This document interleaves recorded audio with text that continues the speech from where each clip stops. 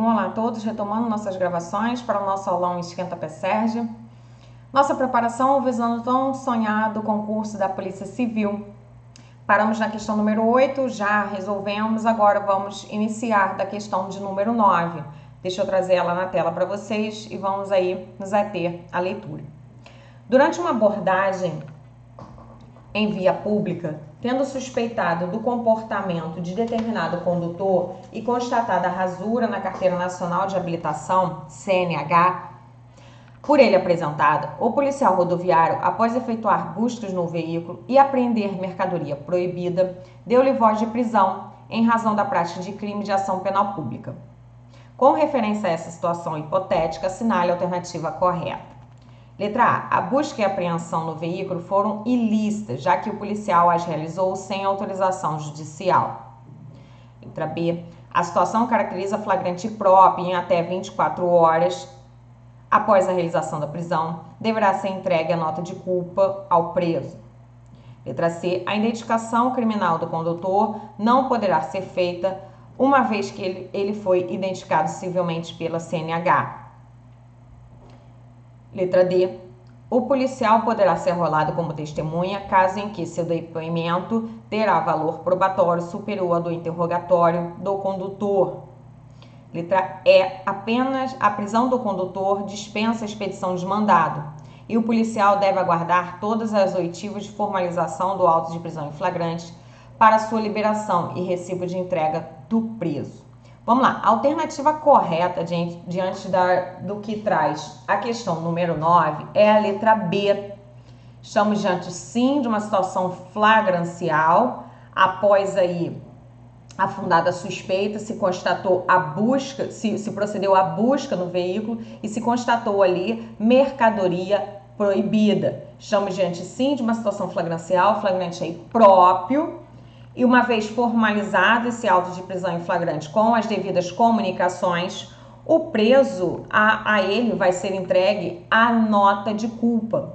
Quando eu falo em nota de culpa, é a ciência dada ao preso dos motivos da sua prisão e os responsáveis por ela.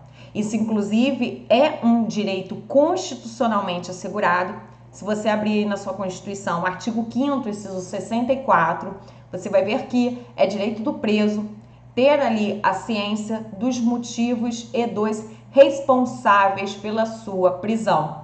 E o parágrafo 2º do artigo 306 fala que essa ciência deverá ocorrer em um prazo de até 24 horas após a realização da prisão.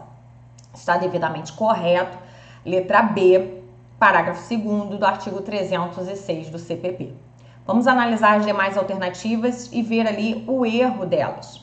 Vamos lá, deixa eu colocar no PowerPoint para vocês. Vamos analisar a alternativa A.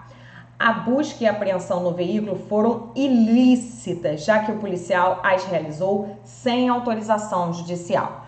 Primeiramente, quando nós falamos em busca, a busca ela pode ser domiciliar ou pessoal.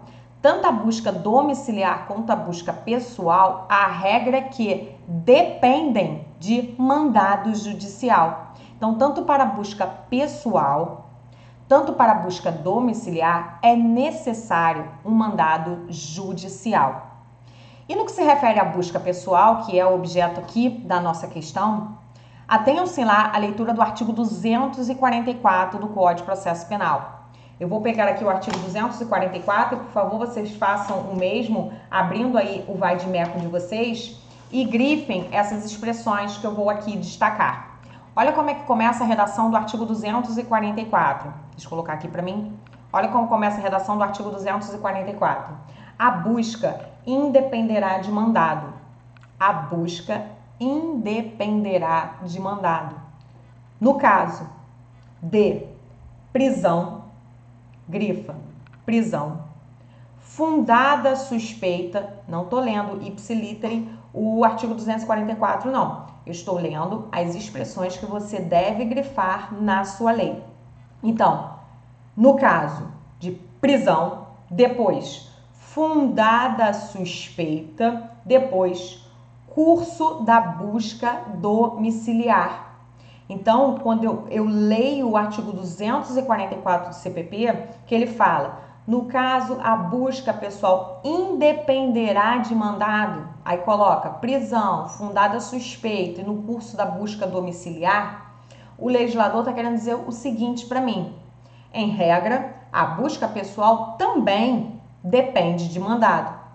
Porém, em se tratando de prisão, em se tratando de fundada suspeita, ou então no curso de uma busca domiciliar, não há necessidade da expedição de um mandado de busca, no caso aqui, a pessoal. Então, no curso de um momento de uma prisão, você pode proceder ali à busca pessoal. Quando houver ali fundada suspeita, o que seria fundada suspeita? Fundada suspeita é uma desconfiança. Porém, essa desconfiança deve estar atrelada a elementos concretos de que aquela pessoa esteja portando algum corpo de delito. O que é corpo de delito? Vestígios materiais deixados pela infração penal. Então, a fundada suspeita nada mais é do que uma desconfiança atrelada a elementos concretos de que aquela pessoa esteja sob a posse de algum corpo de delito. E no curso de uma busca domiciliar também independerá de mandado a busca pessoal. E por quê? No corpo daquele mandado judicial no que se refere à busca domiciliar, já pode constar ali que se proceda à busca pessoal. Então, nessas três hipóteses excepcionais, não vai depender de mandado. Na hipótese trazida pela nossa questão, estávamos diante aí de uma fundada suspeita. Abordagem de uma pessoa conduzindo o veículo automotor. Peço para que ela seja identificada. Ela apresenta um documento de habilitação.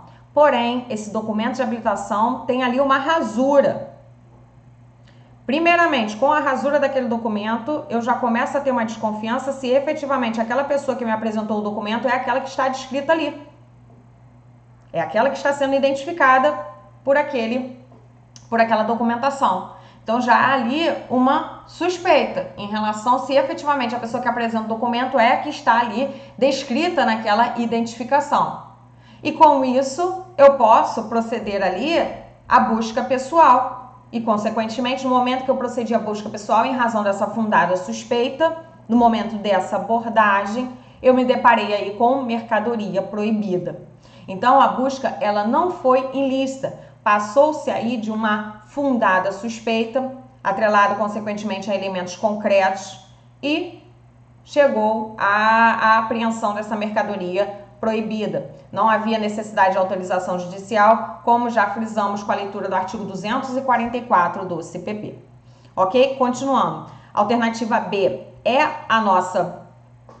A alternativa B aí é a nossa questão correta, já fizemos apontamentos. Letra C. A letra C fala o seguinte: a identificação criminal do condutor não poderá ser feita uma vez que ele foi identificado civilmente pela CNH. Vamos lá. Temos realmente o direito constitucionalmente assegurado, artigo 5º, inciso 58 da Constituição, que diz que o civilmente identificado, se ele foi civilmente identificado, não poderá se proceder à identificação criminal. Porém, a Lei de Identificação Criminal, Lei 12.037 de 2009, ela traz em seu artigo 3º a possibilidade que, mesmo uma pessoa se identificando civilmente, trazendo ali e apresentando algum documento de identificação, ela pode ser sim submetida à identificação criminal. E no inciso 1 desse artigo 3º, uma das hipóteses em que o civilmente identificado vai ser submetido à identificação criminal é quando estamos diante da rasura do documento. Então, um documento rasurado, apresentado por aquela pessoa, mesmo assim, ela se identificando ali civilmente, eu posso proceder à identificação criminal, conforme a Lei 12.037 de 2009, que possibilita nesse sentido. Então, a regra realmente é que a pessoa identificada civilmente, ela não pode ser submetida à identificação criminal, a não ser nas hipóteses elencadas na lei, artigo 3º da Lei 12.037, que possibilita que o civilmente identificado seja ali submetido à identificação criminal. Artigo 3º, inciso 1 da Lei 12.037 de 2009. Então, o artigo 3º, inciso 1, apresenta o erro no que se refere à alternativa C.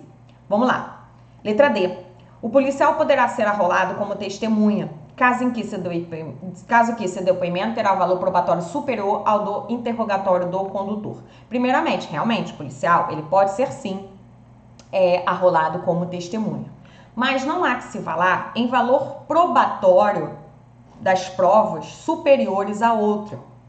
Até mesmo pelo fato de que o sistema de avaliação de provas, que era o sistema de provas tarifado, ele foi abandonado pelo nosso ordenamento jurídico, pelo nosso Código de Processo Penal, desde a alteração em 2008, que modificou a redação do artigo 155 do Código de Processo Penal, adotando-se o sistema do livre convencimento motivado, ou sistema da persuasão racional. Quando eu falo sistema do livre convencimento motivado, sistema da persuasão racional, eu falo que o juiz é livre na apreciação de provas.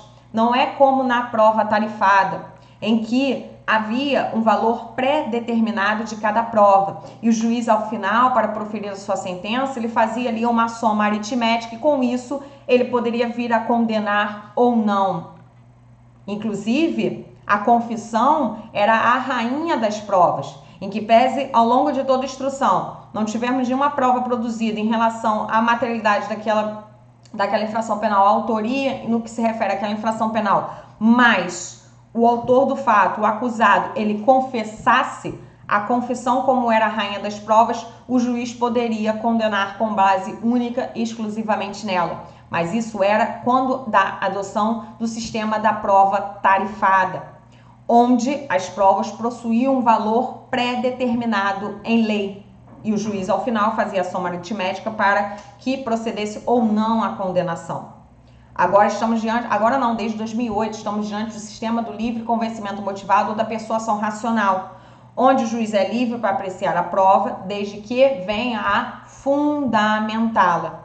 E as provas, elas não têm valor fixos e pré-determinados, superiores a outras ou não. Então, o valor do depoimento policial, o depoimento policial, melhor dizendo, ele não tem um valor probatório maior que o depoimento de outra testemunha que ali não seja policial.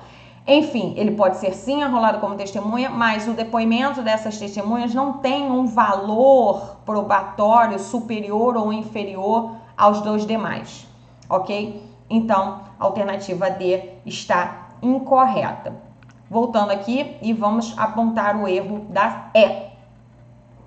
A prisão do condutor dispensa a expedição de mandado. Até aí, beleza. Por quê? Estamos diante de hipótese flagrancial. Flagrante independe de mandado. É só eu constatar que estamos diante de uma das suas espécies, lá do artigo 302, e efetivamente capturar aquela pessoa em flagrante delito. Até aí, ok. Porém, continua a letra E dizendo o seguinte: e o policial deve aguardar todas as oitivas da formalização do auto de prisão em flagrante para a sua liberação e recibo de entrega do preso. Vamos lá, o artigo 304 do Código de Processo Penal teve a sua redação modificada pela Lei 11.113 de 2005, trazendo ali uma ordem de oitiva no momento da formalização do auto de prisão em flagrante. A primeira pessoa que será ouvida é o condutor, após testemunhas e depois, por fim, conduzido. E a primeira pessoa a ser ouvida, como em sendo ali o condutor, ele vai ser ouvido e após a sua oitiva, recibo de entrega do preso e ele será liberado.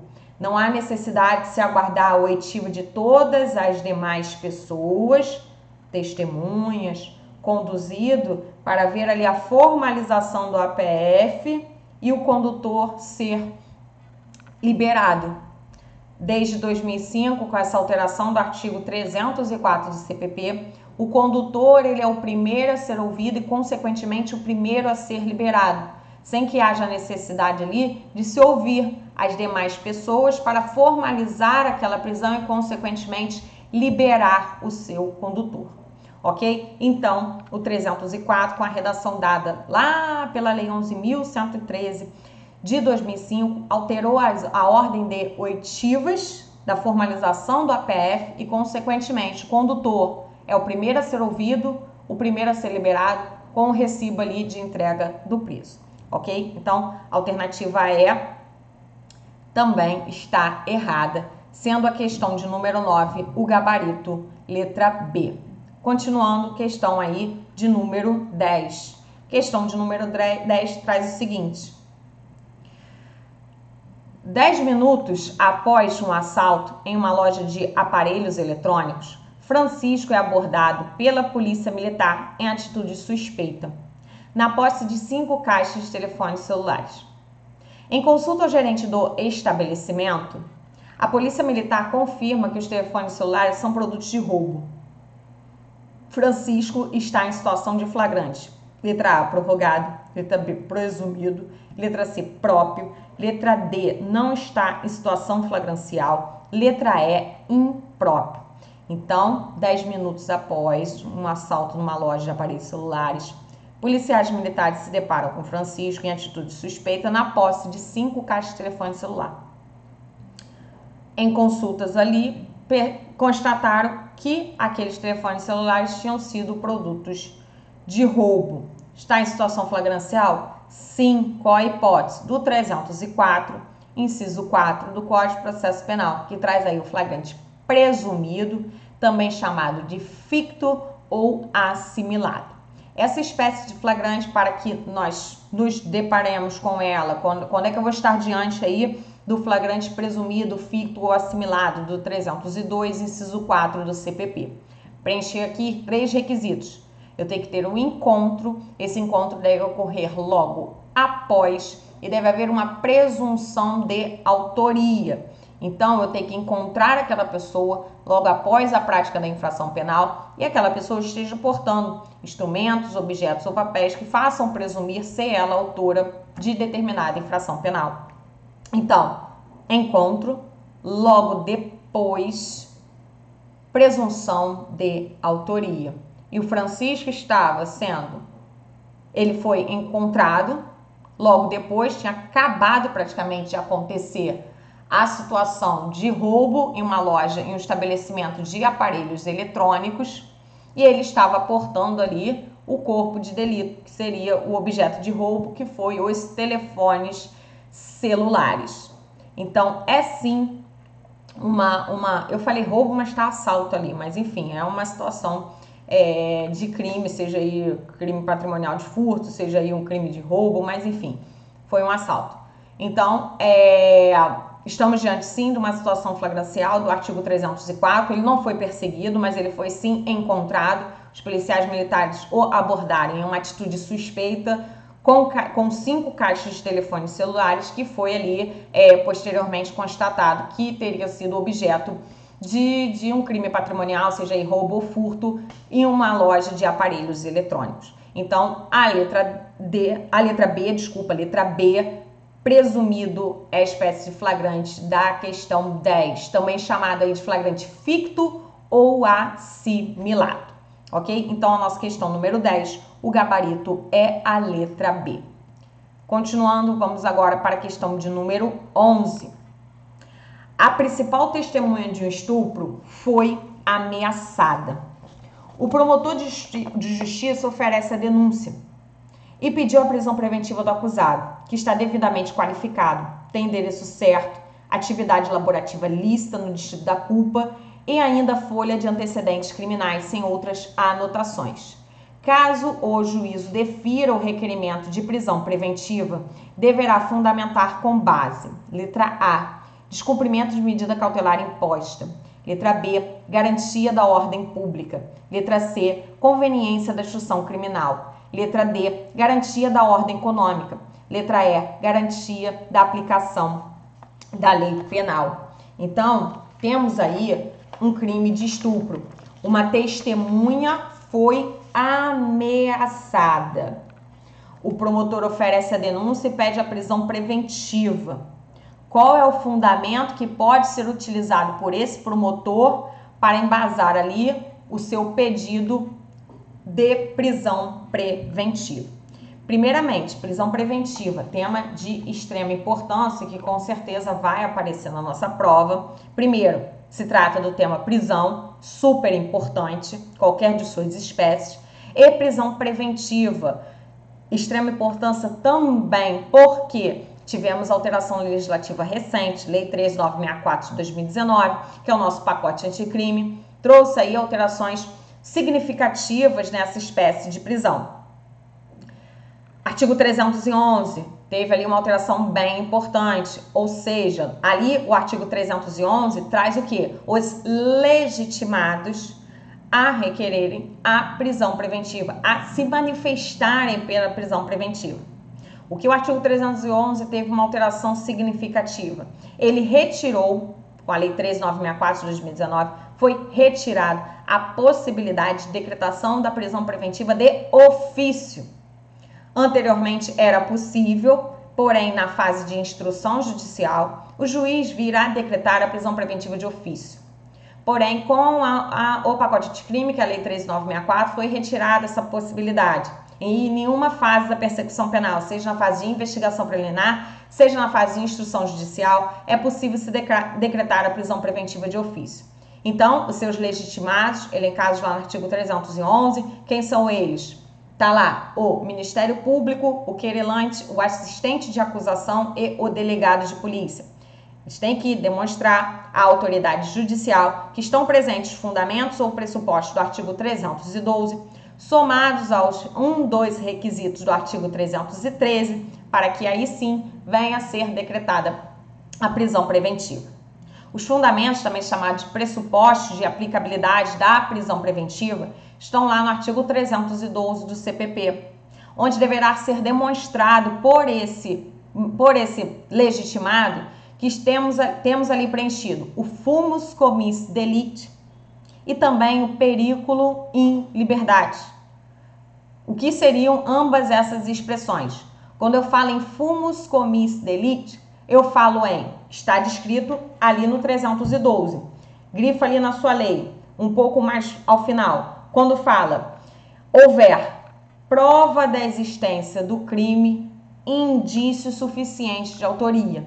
Então, quando eu falo em fumus commis delicti, prova da existência do crime, indícios suficientes de autoria, esse é o fumus. E também deve ser demonstrado o periculo in liberdade, que está ao final, que foi acrescentado de forma expressa pela Lei 13964, porém sempre foi analisado para a decretação da prisão preventiva. Quando o 312, ao seu final, fala o seguinte: e, quando fala do fumus, prova da existência do crime e indício suficiente de autoria, e, agora vem um perigo gerado pelo estado de liberdade do imputado. Então, eu devo demonstrar que a prova da existência do crime, indício suficiente de autoria, e que há um risco gerado pelo estado de liberdade daquele imputado, a ordem pública, a ordem econômica, a conveniência da instrução criminal, a aplicação da lei penal. Esses pressupostos, esses fundamentos do 312 devem ser somados a dos requisitos do 311 para que ocorra a decretação da prisão preventiva. E quando eu falo em ordem pública, ordem econômica, conveniência da instrução criminal, aplicação da lei penal, esses fundamentos, quando eu falo aqui numa situação concreta, uma testemunha em sendo ameaçada, o estado de liberdade daquele imputado está colocando em risco qual desses fundamentos? A conveniência da instrução criminal. Então, sempre quando houver ali ameaça de testemunhas para que ela, por exemplo, não venha a comparecer à audiência de instrução e julgamento, é um ato que está ali impedindo ou perturbando a produção de provas. Então, qualquer ato que impeça ou perturbe a produção de prova, o fundamento que vai ser utilizado para decretar a prisão preventiva é a conveniência da instrução criminal. Então, ali traz um crime de estupro, em que há uma testemunha e essa testemunha está sendo ameaçada. Temos ali um dos pressupostos para que seja decretada a prisão preventiva: conveniência da instrução criminal. Então, o nosso gabarito, deixa eu colocar aqui na tela para vocês, da questão número 11, é a letra C. Quando há qualquer ato que impeça ou perturbe a produção de prova, o fundamento que dá base para a decretação do requerimento de prisão preventiva é o da letra C, conveniência da instrução criminal. Quando eu falo em ordem pública e ordem econômica, ambos esses fundamentos são utilizados aí quando houver o quê? Então, quando eu falo em ordem pública, está colocando em risco a ordem pública, está colocando em risco a ordem econômica. Obviamente, quando eu falo em ordem econômica, crimes correlatos a esse fundamento, que diz respeito ali, por exemplo, crimes contra o sistema financeiro, e os demais que não tiverem esse fundamento de crime contra o sistema financeiro, enfim, eu vou me utilizar do fundamento garantia da ordem pública. Mas sempre que houver o quê? Risco de reincidência. Elementos concretos que há risco de reincidência em se manter aquela pessoa solta em razão ali dos seus maus antecedentes, enfim, há um risco concreto de que ela vai continuar reiterando aquela conduta criminosa. O fundamento a ser utilizado ou será a garantia da ordem pública ou será a garantia da ordem econômica, obviamente a depender do crime em questão. Se for, por exemplo, crime contra o sistema financeiro, estiver ali elementos concretos que há possibilidade de reiteração por parte daquela pessoa em se mantendo ela em liberdade, o fundamento é garantia contra a ordem econômica. E garantia de aplicação da lei penal. O exemplo concreto a ser utilizado é risco de fuga, quando ao final da instrução criminal não houver a possibilidade de aplicação da lei penal.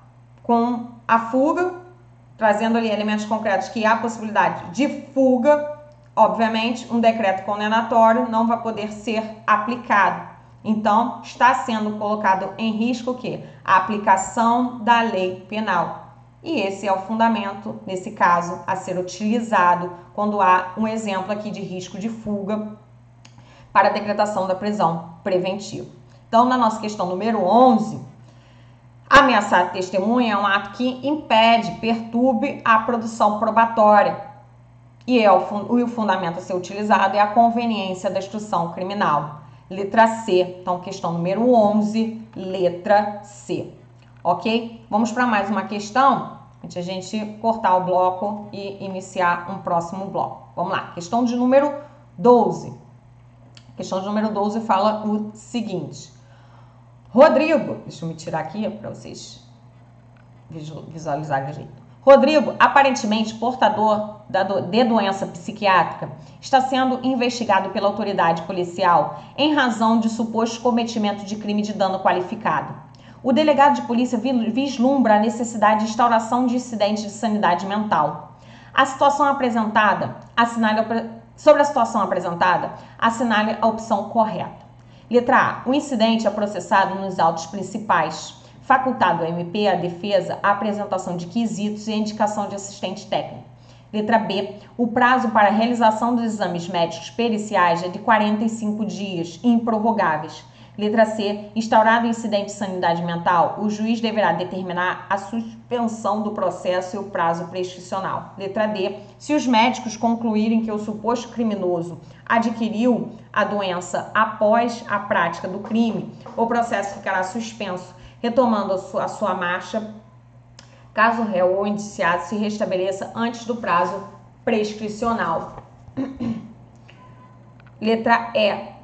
O incidente de sanidade mental pode ser instaurado durante o inquérito por determinação da autoridade policial ou durante a ação penal por ordem judicial. Vamos lá. A alternativa correta é a letra D. A letra D você retira lá no artigo 152 e parágrafo 2º do Código de Processo Penal, que fala: se os médicos concluírem que o suposto criminoso adquiriu a doença após a prática do crime, o processo ficará suspenso, retomando a sua marcha caso o réu ou indiciado se restabeleça antes do prazo prescricional. Isso está correto. Leitura aí do artigo 152 e seu parágrafo 2º. Sobre essa questão aí, ele está falando do incidente de insanidade mental. O incidente de insanidade mental você encontra lá no artigo 142 do Código de Processo Penal, 149 do Código de Processo Penal ao 154. Então, no que diz respeito aí ao incidente de insanidade mental, é importante a leitura de vocês do 149 ao 154 do Código de Processo Penal. Sempre que houver dúvida sobre a integridade mental do acusado, do imputado, que eu pego ele em qualquer fase da persecução penal, preste atenção que é cabível sim na fase de inquérito, é cabível sim na fase de ação penal, inclusive na execução, ok? O incidente de insanidade mental, ele é cabível em qualquer fase da persecução penal, inclusive na fase de execução penal. Preste atenção no seguinte, aqui eu falo de incidente de insanidade mental do acusado, que é necessário autorização judicial nesse sentido. Delegado de polícia, olha o imputado, fala assim, cara, esse investigado aqui bate bem na cabeça não. Tá esquisita essa situação aqui. Se eu tenho dúvida da integridade mental dele, de que ele não bate muito bem na cabeça, eu devo proceder ao quê? Ao incidente de sanidade mental. Porém, para que ele se realize, é necessário o quê? A autorização judicial nesse sentido. Abro uma observação no que diz respeito à vítima. Vítima, pode ser que também reste alguma dúvida a respeito da sua sanidade mental. Em se tratando de vítima, não é necessário autorização judicial. Se o delegado, por exemplo, se depara com uma vítima em que há ali dúvida da parte dele, de que aquela vítima esteja no gozo das suas faculdades mentais, estou em dúvida, eu acho que essa menina aqui, por exemplo, essa menina aqui não bate muito bem na cabeça não. Posso vir a determinar que se proceda ali a exame para se constatar a sanidade mental dela, porém, não é necessário que a autorização judicial. Só é necessária a autorização judicial para que se proceda aqui a instauração de incidente de sanidade mental quando se tratar de imputado, quando se tratar de acusado. Ok? Então, preste bem atenção nessa observação. A nossa questão correta, a nossa alternativa correta da 12 é aí a letra D. Isso está lá no artigo 152 e seu parágrafo 2º. Vamos ver aqui o erro das demais. Vamos lá. O incidente é processado nos autos principais? Não. Isso está lá no artigo 153, em autos apartados. Então, artigo 153, em autos apartados e não em autos principais. Vamos lá. A letra B, o que está incorreto? O prazo para a realização dos exames médicos periciais é de 45 dias improrrogáveis? Não, não é improrrogável. Vai lá no parágrafo 1º do artigo 150. Realmente não durará mais de 45 dias, salvo se demonstrarem uma necessidade de maior prazo. Então, não quer dizer que é improrrogável. Vamos lá. Letra C. O que está errado? Instaurado o incidente de sanidade mental, o juiz deverá determinar a suspensão do processo e do prazo prescricional. Não suspende o prazo prescricional. Então, não suspende o prazo prescricional, ok? Então, letra C aí, o erro no que diz respeito que não suspende o prazo prescricional. A letra D é a nossa alternativa correta e a letra E, que está errado. O incidente de sanidade mental pode ser instaurado durante o inquérito por determinação da autoridade policial ou durante a ação penal por ordem judicial. Não. A autoridade policial vai representar para que se instaure esse incidente de sanidade mental. Ele não pode determinar a sua realização. Isso está lá no parágrafo 1º do artigo 149 do CPP. Então, a nossa questão de número 12 aí, o gabarito é a letra D. Então, encerro mais esse bloco no que diz respeito às nossas questões. Mais outros blocos vou gravar aqui para vocês, trazendo mais resolução de questões. Então, até a próxima. Tchau, tchau.